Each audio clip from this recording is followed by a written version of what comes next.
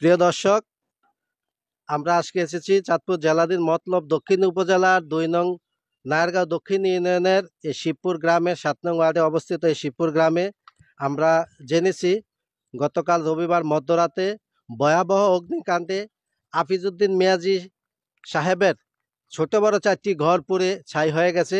এখানে গতকালকে আমরা যে বিষয়টি জেনেছি, আমরা আজকে আপনাদেরকে লাইভের মাধ্যমে জানাতে চাই যে এই আফিজউদ্দিন মিয়াজি মূলত এখানে তার স্ত্রী সন্তানদের নিয়ে এখানে বসবাস করেন। ওনার 4 ছেলেরাই জীবিকার তাগিদে শহরে সহ বিভিন্ন স্থানে কর্ম করে থাকেন।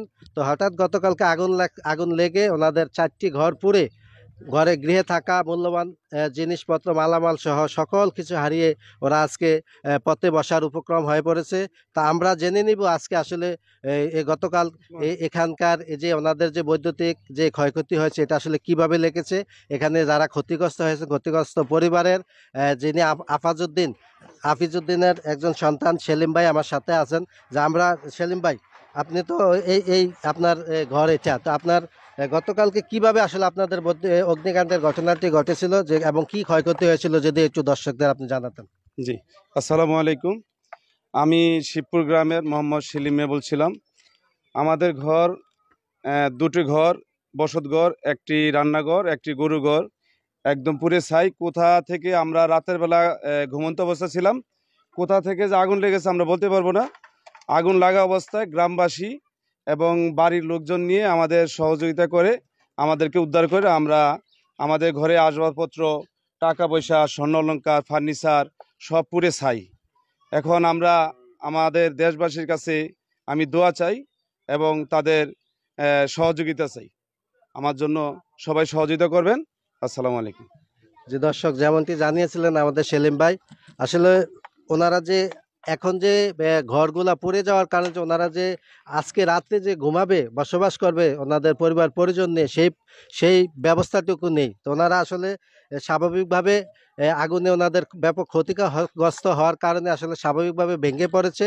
তো ওনারা যাতে সাধারণ মানুষের এবং প্রশাসনের সহযোগিতা ওনারা আবার ঘুরে দাঁড়াতে পারে, এটাই আসলে ওনার প্রচেষ্টা বা ওনার চেষ্টা। তো আমরা আরেকটু জেনে নেব এই গ্রামেরই আরেকজন প্রতিবেশী আব্বাসী ভাই। আসলে ভাই আগুনটা আসলে কিভাবে লেগেছিল এবং আপনি যদি একটু বলতেন যে কিভাবে অন্যান্য ঘরগুলো কিভাবে রক্ষা পেয়েছে। আসসালামু আলাইকুম।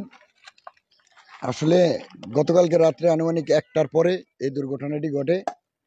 আমাদের পাশের বাড়ি, আমরা ওনাদের প্রতিবেশী।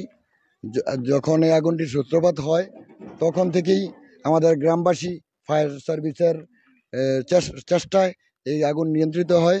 এই আগুন যদি ফায়ার সার্ভিসের গ্রামবাসীর সদিচ্ছায় নিয়ন্ত্রণ না হইতো তাহলে পুরো বাড়ি পুড়ে ছাই হয়ে যেত। এখন আল্লাহ রহমত করছেন, ওনাদের 4টা ঘর পুড়ে গেছেন। স্বর্ণ অলংকার যিনি আমার বড় ভাই সেলিম ভাই উনি বলছেন যে কিছুই নাই, আসলেই কিছুই নাই। স্বর্ণ অলংকার, বাড়ি ঘর যা আছে এভরিথিং পুরে ছাই হয়ে গেছে। আমরা ওনাদের ভাই, আমরা আপনাদের সকলের কাছে দোয়া চাই যেন আমাদের পাশের বাড়ির আমার ভাই যাতে এই শোক কাটিয়ে উঠতে পারে। সকলের সহযোগিতা চাই, সকলের কাছে দোয়া চাই, আপনারা দোয়া করবেন সকলে। জি ধন্যবাদ। এই ছিল আমার কাছে সর্বশেষ লাকসুপুর থেকে।